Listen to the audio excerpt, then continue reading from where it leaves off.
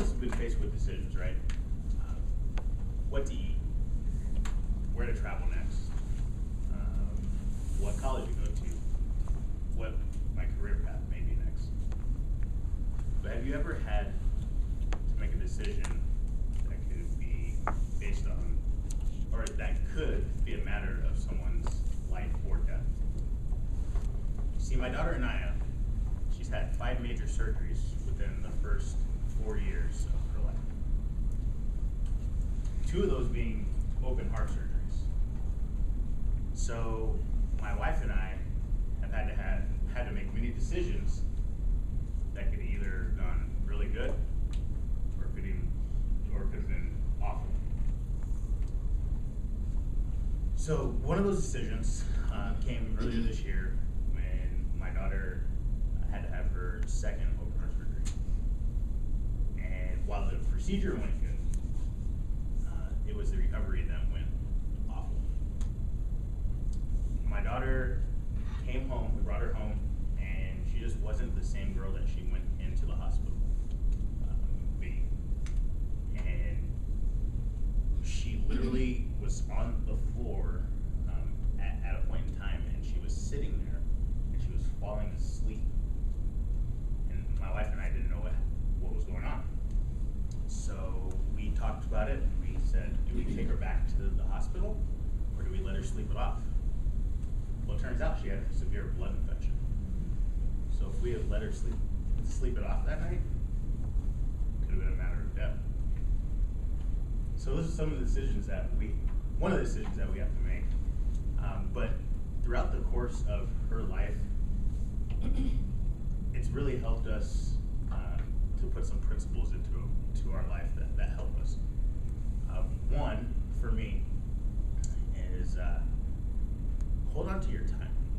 You know, my wife asked me the other night, do you ever wonder what God has in store for Anaya? And I looked at her seriously and I said, no. Because if I wonder that, then I'm not enjoying her life to the fullest. Before she told me, or a couple days, my daughter told me, Dad, you're being inappropriate. But I wouldn't be enjoying those times and that time together if I'm worried about what God has in store for her. Second, hold on to your responsibility. For me, that means advocating for my daughter anytime I get a chance. That means making sure that I have the right education to go in and talk to doctors on their level to make sure I understand what's going on with my daughter. That way I can convey it to family and we can make decisions based on our education. Those are 2 things that are really true to how I live my life.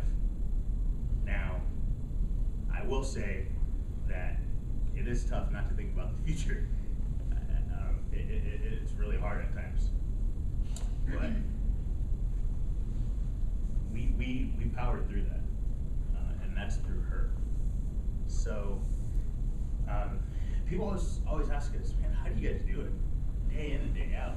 You guys are just, as parents, you guys are great. You take her out, you manage her care, you do so many things. And I tell them it's by the grace of God. Do you think that we'd be able to do all this without God's grace? No shot. I'd be exhausted, we'd be fighting, everything, constantly. But it's by the grace of God. So, I want to tell you this, God and my family define my character. They define who I am today. So, I leave this with you. This holiday season, take the time to hold on to your time with your family. Cherish every moment that you get with them. Because, let me tell you, you never know when that could be your last. And you never know what the future has to hold. Last year, this time around the holidays, we were preparing to go into a hospital.